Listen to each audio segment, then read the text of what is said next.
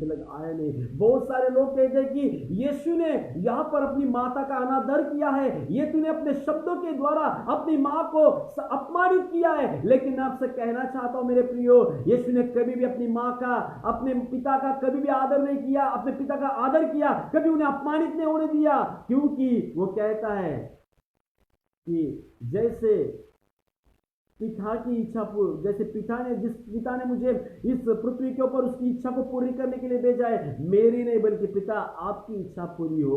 और यहाँ पर हम देखते हैं, इस वचन के अंदर हमें देखने मिलता है कि यीशु ने, जो परमेश्वर पिता ने मूसा के जरिए जो व्यवस्था दी थी, जो 10 आज्ञाएं दी थी, उसमें से 5वीं आज्ञा का उसने पालन किया और उसने अपनी माता की जिम्मेदारी यूहन्ना के हाथों में दे दी। मेरे प्रियो, यूहन्ना जो उसके दिल के करीब रहने वाला चेला था, यूहन्ना उसका सबसे प्रिय चेला था।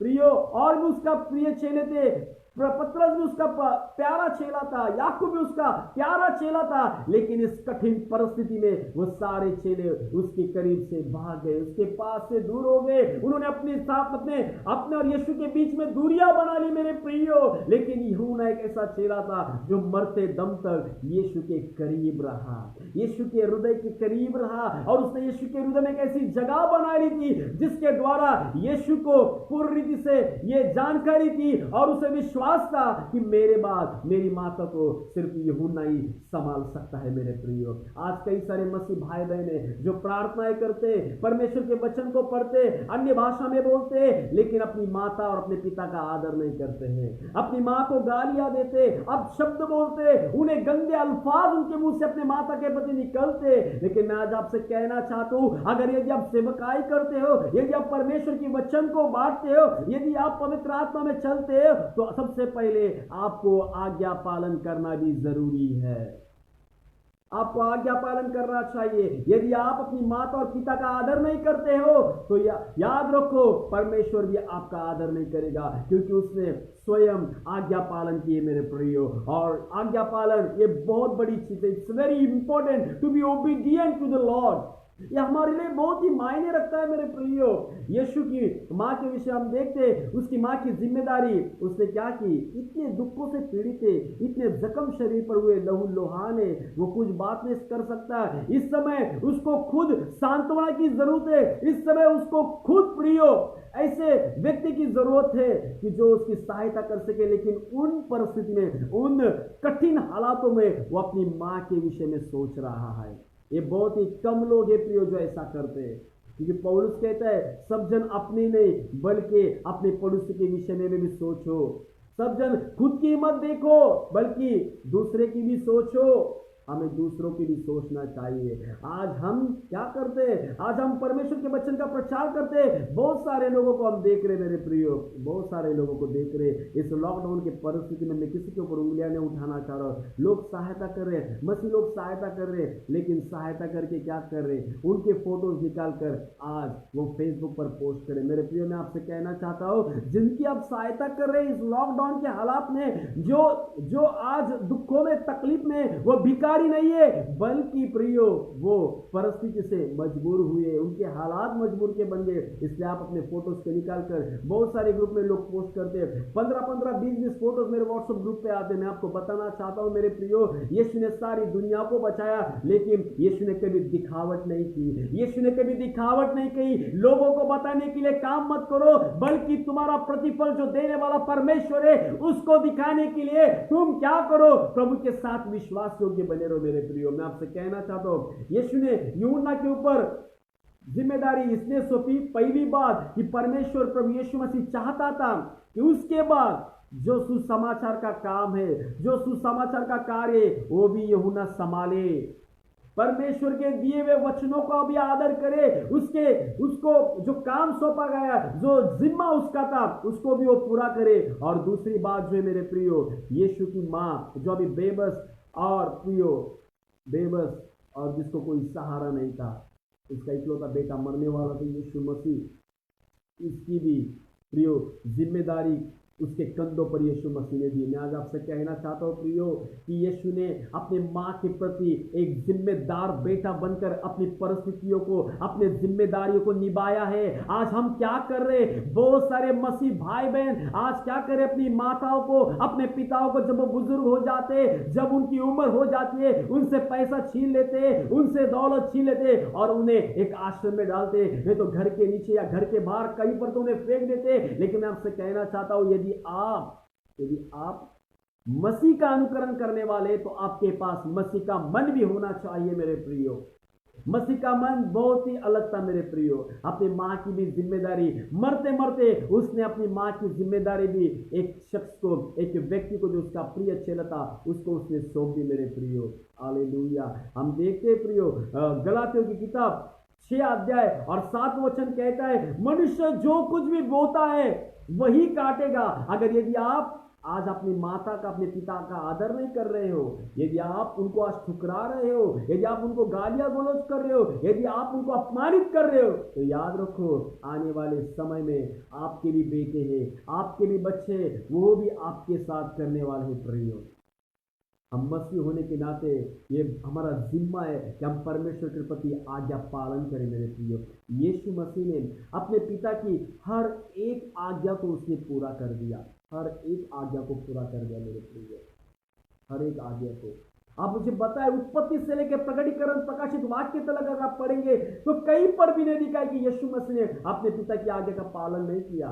सब स्थानों पर उसने आज्ञा का पालन किया मेरे प्रियो।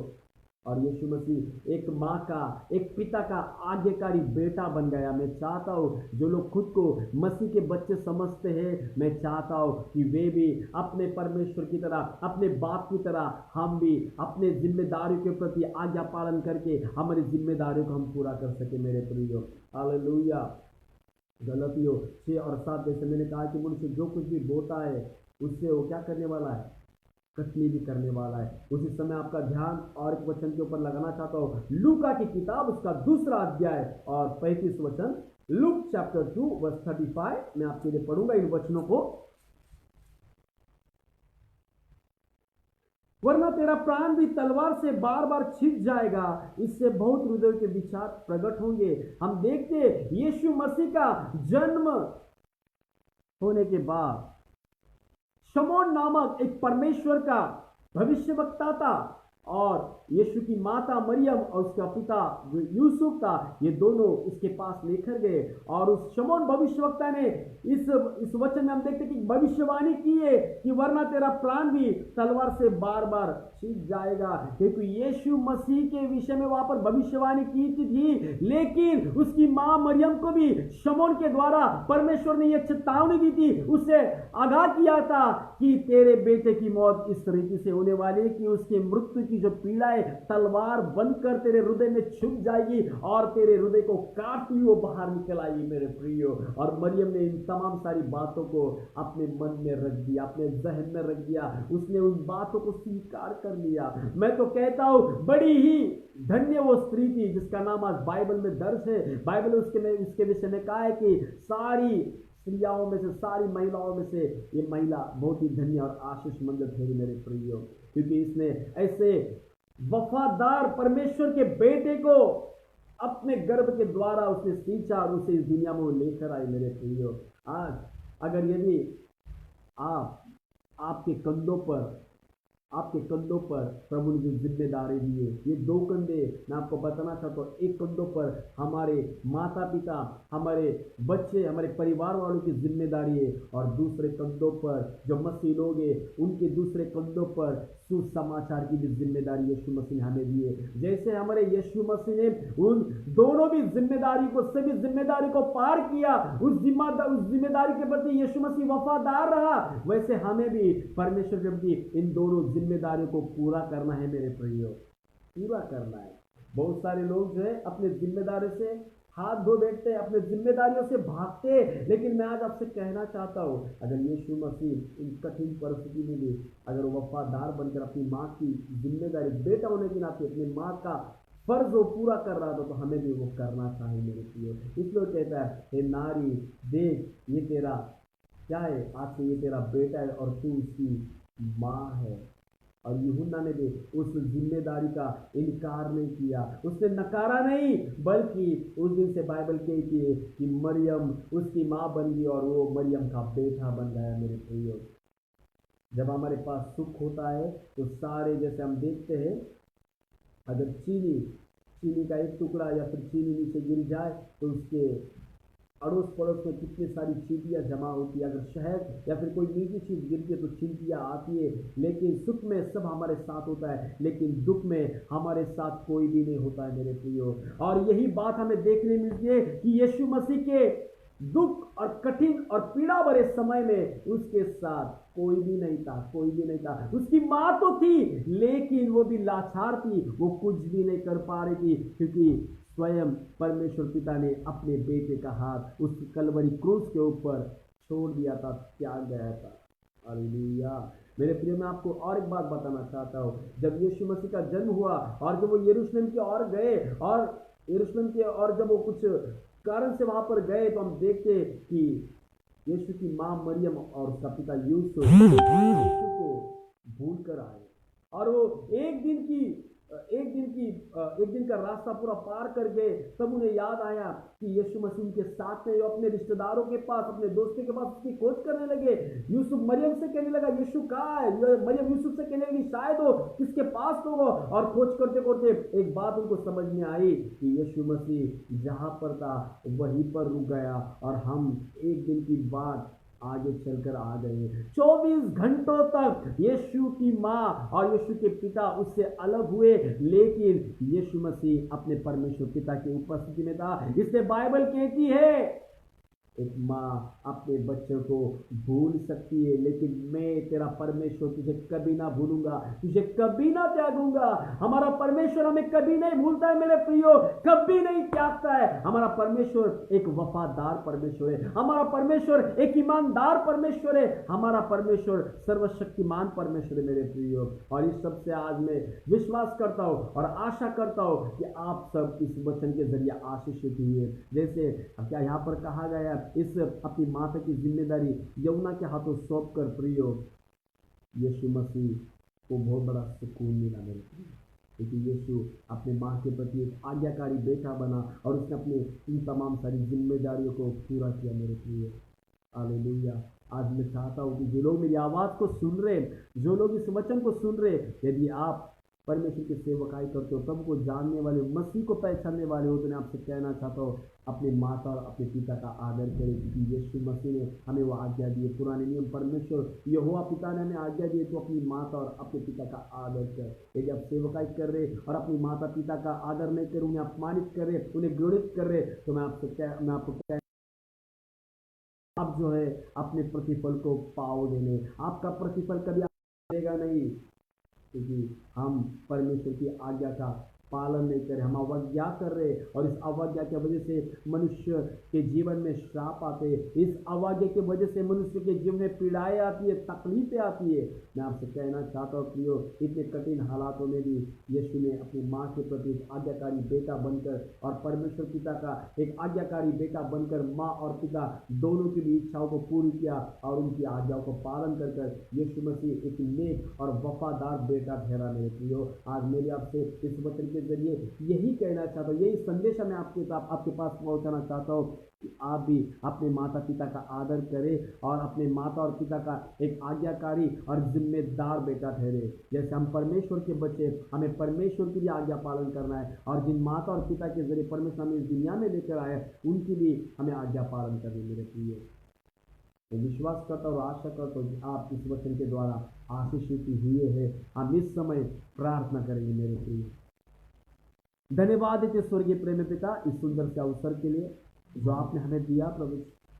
हम देखते हैं प्रभु, इन वचन के जरिए प्रभु आपने अपनी माता की जो जिम्मेदारी थी आपने पूरी की, और इस यूहन्ना के हाथों में अपनी माता को सौंप दिया परमेश्वर। आज जैसे आपने अपनी माता की जिम्मेदारी यूना के हाथों में सौंप दिया प्रभु, आज हम भी अपने जीवनों को आपके हाथों में सौंप देते हैं परमेश्वर। अपने परिवार को, हमारी सेवकाई को, हमारे भाई बहनों को, हमारे समाज को, हमारे कलीसिया को, हमारे पासवानों को, हमारे अगुवों को आपके हाथों में हम समर्पित करते हैं राजा, ताकि आप हमें आज्ञाकारी बनाए प्रभु जी। आप हमें आज्ञा का पालन करने वाले बनाए, ताकि हम प्रभु उस वचन के जरिए आपकी तरह बन सके प्यारे प्रभु जी। हम अगर यदि आपका अनुकरण करें, हम आपके पीछे चल रहे तो प्रभु हमें आपके आज्ञा पालन करने के लिए उस आज्ञा पालन की आत्मा को आप हमारे जीवन पर उंडेले। जैसे अब्राहम ने प्रभु जी अपने जीवन में आपकी आज्ञा को पालन कर कर आपके मार्गदर्शन के अनुसार आपकी अगुवाई में वो चला, उसी रीति से परमेश्वर आप भी हमें चलने के लिए सहायता और कृपा कीजिए प्रभु जी।